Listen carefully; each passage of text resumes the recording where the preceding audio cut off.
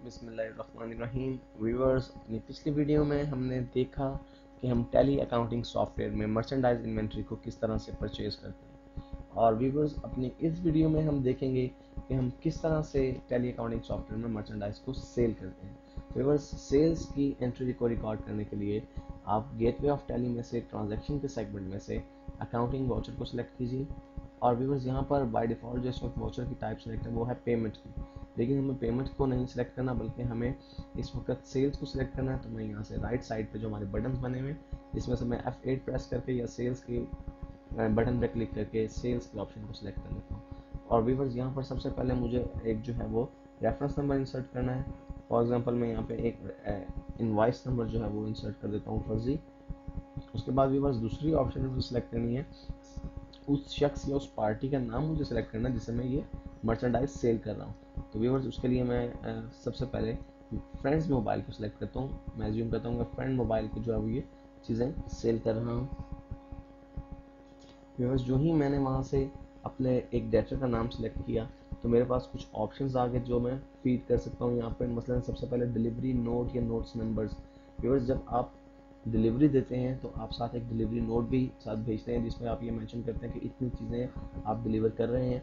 तो उसका अगर आपको डिलीवरी नोट नंबर हो तो वो आप यहाँ पे इंसर्ट कर सकते हैं। मैं यहाँ पे एक फर्दर डिलीवरी नंबर जो है वो इंसर्ट कर देता हूँ। व्यूअर्स, डेट हमारी जो है आज ही की डेट जो सिलेक्टेड है।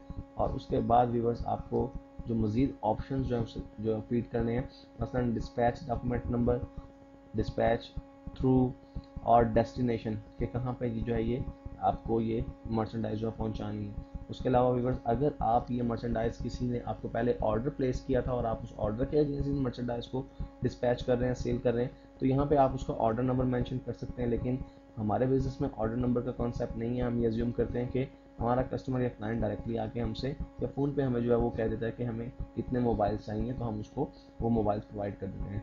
मॉड और टर्म्स ऑफ पेमेंट में व्यूअर्स हमें ये सिलेक्ट करना है कि हम किस बेस पर उसे जो है वो सेल कर रहे हैं।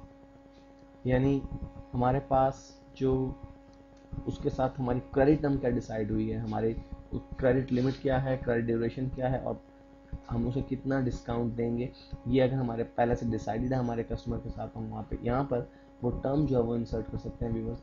इसके बाद है अदर रेफरेंसेस। अगर किसी रेफरेंस का बीच में कोई अगर हवाला हो तो हम वो इंसर्ट कर सकते हैं। टर्म्स ऑफ डिलीवरी, यानी आप किस तरह से डिलीवरी करेंगे, आपने डिलीवरी की शराइत क्या तय की हुई है, यहाँ पे आप वो इंसर्ट कर सकते हैं। बायर के नेम में आप फ्रेंड्स मोबाइल से नाम दीजिए और एड्रेस में अगर उसका एड्रेस है तो वो आप यहाँ पे इंसर्ट कर सकते हैं। मैं यहाँ पे मसलन एक फर्जी एड्रेस जो है वो इंसर्ट कर रहा हूँ। और इसके बाद व्यूवर्स, सेल्स लेजर, हमें दूसरी मेन चीज़ जो हमें सेलेक्ट करनी है व्यूवर्स वो है हमारा सेल्स लेजर। जब आप मर्चेंडाइज को सेल करते हैं तो डेफिनेटली आपका सेल्स का अकाउंट इफेक्ट होता है, इसलिए आपको यहाँ से अपने सेल्स के अकाउंट को लिस्ट ऑफ लेजर अकाउंट में से सिलेक्ट करना है। व्यूवर्स, अगर आपके सेल्स के एक से ज़्यादा अकाउंट्स हैं तो यहाँ पर राइट साइड पर लिस्ट ऑफ लेजर में वो तमाम अकाउंट्स आपको नज़र आ रहे होंगे। लेकिन चूंकि हमने सिर्फ एक ही सेल्स का अकाउंट क्रिएट किया हुआ है इसलिए एक ही अकाउंट हमें यहाँ पे नज़र आ रहा है। मैंने ऐसे सिलेक्ट कर लिया। और व्यूवर्स, अब हमें ये डिटेल इंसर्ट करनी है कि हम कौन सा आइटम जो है वो सेल कर रहे हैं। तो मैं यहाँ पे ये अज्यूम करता हूँ कि हम फ्रेंड्स मोबाइल्स को अपनी दोनों प्रोडक्ट्स यानी नोकिया C3 और सैमसंग जो है हमारे पास C3530 दोनों के 5-5 यूनिट सेल कर रहे हैं। तो व्यूवर्स, पहले मैं N को टाइप करता हूँ जिससे जो है नोकिया C3 हमारा हाईलाइट हो गया। मैं इसे सिलेक्ट करता हूँ। क्वांटिटी के अंदर व्यूवर्स मैं इसमें 5 यूनिट लिख देता हूँ और मैं सेल प्राइस में इसका जो मैंने रेट डिसाइड किया है, फॉर एग्जांपल मैंने ये रेट उसको जो दिया है वो है 12,000 का। तो 12,000 पर पीस है और उसकी अमाउंट बनती है 60,000 व्यूवर्स। इसके अलावा मैं उसे सैमसंग में C3530 के भी 5 यूनिट सेल कर रहा हूँ, तो मैं यहाँ पे भी इसके 5 यूनिट्स इंसर्ट करता हूँ और इसकी प्राइस जो है वो मैं लेट से कि मैं उसे 13,000 का पर पीस सेल कर रहा हूँ, तो उसकी टोटल वैल्यू बनती है 65,000। इसे व्यूअर में इंसर्ट करता हूँ और एंटर करते करते नरेशन अगर मैं देना चाहूँ तो नरेशन दे सकता हूँ और मैं इसे एक्सेप्ट कर रहा हूँ। व्यूअर्स, हमने अपनी एक सेल्स इनवॉइस इंसर्ट कर दी है। अब मुझे देखना ये है कि क्या हमारे तमाम रिलेटेड लेजर्स, हमारे तमाम रिलेटेड फाइनेंशियल रिपोर्ट्स जो है अपडेट हो चुकी हैं या नहीं।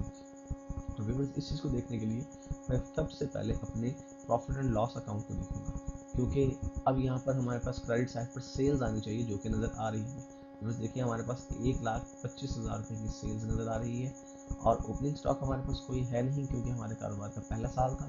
उसके बाद व्यूअर्स परचेजेस हमारी 1,76,000 की हैं, उसमें से क्लोजिंग स्टॉक हमारा 88,000 का है, यानी जो अभी अनसोल्ड स्टॉक है।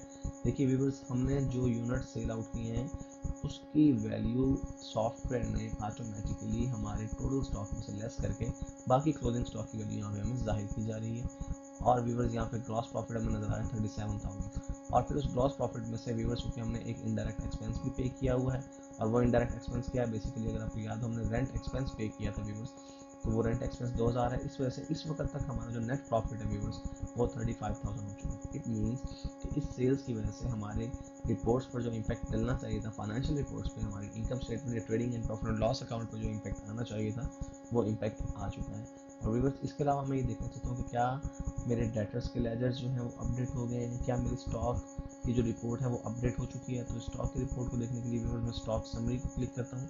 व्यूअर्स देखिए मोबाइल्स में इस वक्त 88,000 है, और आप यह देख रहे हैं कि मेरे पास अब जो स्टॉक मेरे पास ऑन हैंड मौजूद है वो सिर्फ 5 पीसेस जो है वो नोकिया C3 के और 5 पीसेस C3530 के हैं, क्योंकि हमने 10-10 पीसेस परचेज किए थे जिनमें से 5-5 पीसेस को हम सेल आउट कर चुके हैं व्यूवर्स। इसीलिए इस वक्त क्लोजिंग स्टॉक के तौर पर हमारे पास 5-5 पीसेस जो है वो अनसोल्ड हालत में मौजूद हैं। और व्यूवर्स इसके अलावा हमारे जो डेटर जिस पार्टी ने हमसे मर्चेंडाइज खरीदी है उसका अकाउंट भी डेफिनेटली इफेक्ट होना चाहिए। तो मैं रिपोर्ट्स में जाके डिस्प्ले को सिलेक्ट करता हूँ। डिस्प्ले में से व्यूवर्स डिस्प्ले मेन्यू में से मैं अकाउंट बुक्स को सिलेक्ट करता हूँ, और यहाँ से मैं लेजेस को सिलेक्ट करके व्यूवर्स यहाँ से डायरेक्टली मैं अपने उस पार्टी का मोबाइल देख लेता हूँ। फ्रेंड मोबाइल्स की जो लेजर है वो क्या इस वक्त पोजीशन शो कर रहा है।